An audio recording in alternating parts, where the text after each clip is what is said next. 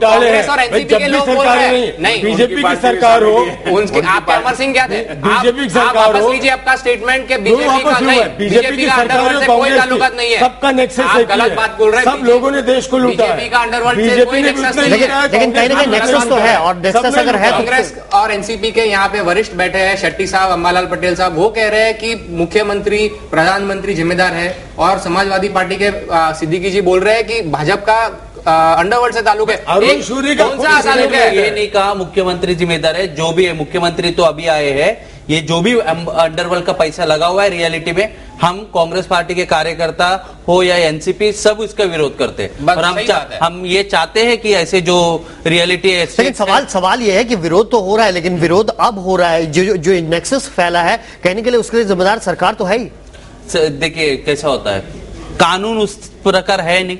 अगर मैं कोई क्रिमिनल बैकग्राउंड रखते हैं या ये रखते हैं और ये इन्वेस्टमेंट करते हैं, आप बताइए हमारे देश में क्या कोई कानून ऐसा है कि क्रिमिनल बैकग्राउंड है तो मेरा सब आपको लगता है कि जो कानून बने हुए हैं, जितने भी कानून बने हुए हैं जो रोक सकते हैं, उनका पालन करते हैं? अगर ऐसा होता तो इतने घोटाले होते हैं। कोई खराबी नहीं है, कानून बहुत अच्छे बने हुए हैं, अमल नहीं होता है जी। अगर अमल हो तो किसी में मजाल नहीं है कि इस तरह के घोटाले कर जाए। ये सारा नेक्सस जो है, ये बाबुओं का नेक्सस हो या अंडरवर्ल्ड का हो या नेताओं का हो जी।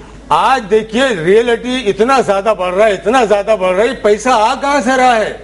बिल्कुल अशोक में है कि खाली अंडरवर्ल्ड के साथ में कोई न कोई मिनिस्टर इसके पीछे होगा, कोई न कोई बड़ा बैकग्राउंड होगा, जो भी पार्टी का होगा वो नहीं बोल सकते, लेकिन हमारी एजेंसियां हैं वो साफ साफ कह देंगे इसके साथ में किसका कनेक्शन है। दाऊद होवे या कोई भी गैंगस्टर होवे, इसके साथ में कोई भी मिनिस्टर रहेंगे, 100% रहेंगे, और जितना भी काम चल रहे हैं उसको स्टॉप वर्क की नोटिस दे देना चाहिए। इसकी इंक्वायरी हो जाने के बाद कोई भी इससे काम चल रहा है उसको स्टॉप वर्क नोटिस देके काम बंद करवाना चाहिए। अंडरवर्ल्ड का पैसा है कोई साबित हो ही नहीं सकता। करम साहब, यहाँ पर सपोर्ट की बात तो हो रही है, लेकिन सवाल यह है कि अगर नेक्सस कहीं काम नहीं कर रहा, अगर नेता यहाँ पर काम नहीं कर रहे, तो सवाल यह है कि जिस तरह से बिना परमिशन के और जो अतिक्रमण करके बिल्डिंगें खड़ी हो जा रही हैं, उसके पीछे कहीं ना कहीं जो प्रभावित लोग हैं, जो सरकार में लोग हैं, वो तो जिम्मेदार हैं। मैं सबसे पहले अंबालाल पटेल साहब राष्ट्रवादी कांग्रेस के और शेट्टी साहब कांग्रेस पार्टी के हैं, उनका दिल से अभिनंदन करना चाहूंगा कि उन्होंने अपने दिल की बात कही है। उन्होंने कहा है कि ये नेक्सस रुकना चाहिए, जो इलीगल काम हो रहा है वो सब रुकने चाहिए। ये रिकॉर्डिंग करके मनमोहन सिंह जी से लेके सब कांग्रेस के नेताओं को दिखाना चाहिए कि आम आदमी के दिल में यही आक्रोश है कि आज आम आदमी फ्लैट नहीं ले सकता है। उसका कारण क्या है? क्योंकि अंडरवर्ल्ड का पैसा है, इसमें देश का लूटा हुआ पैसा है। तो ये इलेक्शन के टाइम गुमराह करके वोट लेते हैं जो बड़े बड़े नेता, उनको ये दिखाना चाहिए कि क्या चल क्या रहा है अपने देश में।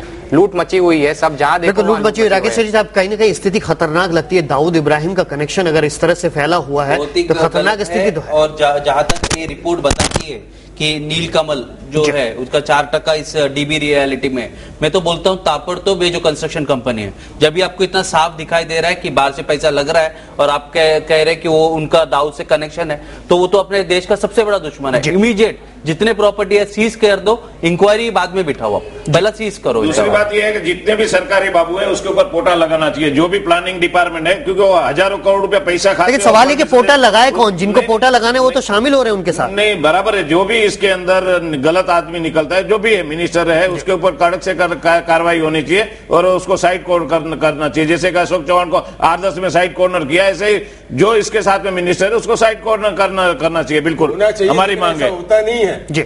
आज तक किसी बाबू को पनिशमेंट नहीं मिला है जी, किसी नेता को पनिशमेंट नहीं मिला। थोड़ा सी शोषा होता है, थोड़ा सी इसको पकड़ लिया, उसको पकड़ लिया, थोड़े दिनों के बाद देखिए सब मामला ढक जाता है।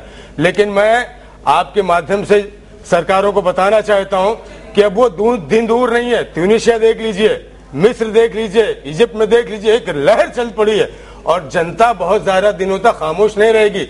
ये लोग जो देश को बर्बाद कर रहे हैं, हजारों करोड़ रुपया स्विस बैंकों में है, गरीबी पूरे हिंदुस्तान में फैली हुई, एक आदमी पे कर्ज है वर्ल्ड बैंक का, एक आदमी पे। बिल्कुल कर्ज है और कहीं ना कहीं ये गुस्सा आम लोगों में भी है। गौरंग साहब, आप मानते हैं कि इस तरह की जो स्थिति बनी हुई है वो खतरनाक स्थिति है और जो सरकार है वो इस बारे में नहीं सोच रही? अगर नेक्सस हटाने की बात भी कर रही है तो सरकार अपनी ओर से क्या पहल कर रही है? या आपने देखा कि अपनी ओर से भी पहल की जा रही? नहीं, अब दुर्भाग्य की बात है कि पहल होती है लेकिन वो आम जनता को गुमराह होने की पहल होती है। जो भी मिनिस्टर पकड़े जाते हैं करप्शन में, उनका प्रमोशन होता है। अंतुले जी सीमेंट स्कैंडल, विलासराव देशमुख जी स्कैंडल में फंसे, उनको सेंटर में मिनिस्टर बनाया। सुशील कुमार शिंदे जी फंसे, उनको मिनिस्टर बनाया। कौन से स्कैंडल में पकड़े? अरे कौन से बिल्डर के स्कैंडल में नहीं है वो बताइए। कौन सा बिल्डर के साथ वो स्कैंडल में नहीं है वो बताइए। विलासराव जी का आपने नाम लिया, आप बिल्डर का नाम बताइए। नाम बताइए। हवा में बात नहीं है। जो भी सबसे बड़ी पार्टी आज की तारीख में हिंदुस्तान में बीजेपी है, लेकिन साथ सहकार कहीं भी इस चीज में नहीं देती। इतना बड़ा घोटाला होता है, संसद चलने नहीं देती है, कोई बिल लाते नहीं, तो भ्रष्टाचार में आप भी शामिल हो, ये तो पक्की बात है। क्योंकि आप में शामिल कैसे हो सकते हैं? जेपीसी की मांग कर रहे हैं, आप जेपीसी की मांग कर रहे हैं। ऐसे मोहल्लाओं ने कि एक भ्रष्टाचारी खत्म हो जाए देश में, आप साथ सहकार तो देते नहीं, मतलब आप भी कहीं न कहीं तो इसके साथ गुजरात में मिले हुए। नीतीश कुमार जी बिहार में, ठीक है, हमारे नेता भ्रष्ट है, तो आपके नेता क्या है मेरे को बताइए। नरेंद्र मोदी भ्रष्ट का है, शिवराज चौहान जी मुख्यमंत्री बिल्कुल मुख्यमंत्री मध्य प्रदेश के भ्रष्ट नहीं है, रमन सिंह छत्तीसगढ़ में भ्रष्ट नहीं है। आप राज्य का नाम लीजिए जहाँ बीजेपी का शासन है, वहाँ भ्रष्टाचार नहीं है। तो रिपीट क्यों नहीं करती? देश अरे हो रही है ना, मध्य प्रदेश में 2 बार हुई। आप मुझे बताइए, रिपीट आप लोग रिपोर्ट क्यों नहीं है? बीजेपी 3 लोकसभा इलेक्शन देश में 5 साल आपने सरकार चलाई, 6 साल चलाई। प्रमोद महाजन स्वर्गवास प्रमोद महाजन जी थे, उन्होंने बोलना नहीं चाहिए, मगर उस टाइम पे उन्होंने जितने काम किए आप भी जानते, उनके बदले अरुण शौरी को वहां पे डिपार्टमेट दिया गया। नहीं तो उनका पूरा प्लान था कि टेलीकॉम जितना बड़ा उतना देश बड़ा नहीं, उन्होंने रिलायंस को दिया। रिलायंस का देखिए, आपको एक बताता हूं, आपके प्राइम मिनिस्टर अटल बिहारी वाजपेयी जी ने उनको बदला था, अरुण शौरी की उनके जगह था, और उनको डर था कि वो पूरा का पूरा रिलायंस को ना बेच दे, ऐसा था। आप बात मत कीजिए, भारतीय जनता पार्टी के लोग जो इन्होंने बताया,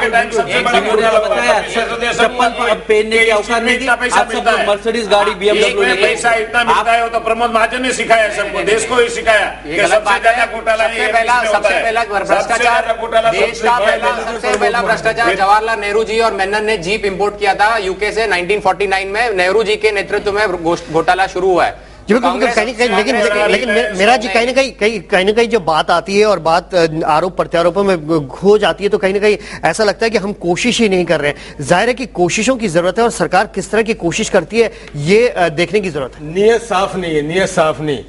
किसी की भी सरकार हो, इनकी नीयत साफ नहीं है। अगर नीयत साफ होती तो ये लोग घोटालों का पता लगाते। हजारों करोड़ रुपया स्विस बैंकों में है, अंडरवर्ल्ड का पैसा लगा हुआ है। पहले फिल्म इंडस्ट्री में लगता था, अब रियल एस्टेट में लगने लगा। ये सबको मालूम है, सारे अखबारत को मालूम है। दाऊद हो, राजन हो, ये हो, वो सब। देखो राकेश जी, एक बड़ा सवाल यहाँ पर है। सरकार मंशा भी व्यक्त करती है कि हम नेक्सस को खत्म कर देंगे, लेकिन सरकार की ओर से पहल दिखाई नहीं देती है। इतना बड़ा सिस्टम है, इतने अंदर तक भ्रष्टाचार है, और यहाँ पर ये कैसे हो सकता है कि कुछ पता ही ना हो? देखिए, जब भी पृथ्वीराज चौहान जी आके मुख्यमंत्री के शपथ ग्रहण करने के बाद, उन्होंने जब लोग उनको अप्रोच हुए, सबसे पहले उन्होंने कहा कि मुंबई को, महाराष्ट्र को सबसे बड़ा जो खतरा है वो बिल्डर और ऑफिसर्स के नेक्सस के बारे में, और उस पॉलिटिशियन भी है उसमें। दूसरी बात ये, और दूसरी बात उन्होंने साफ तौर से परसों भी कहा, अभी जिस तरह आप पहला अगर देखते तो बिल्डरों की लाइन लगती थी, अभी कोई नहीं लगता।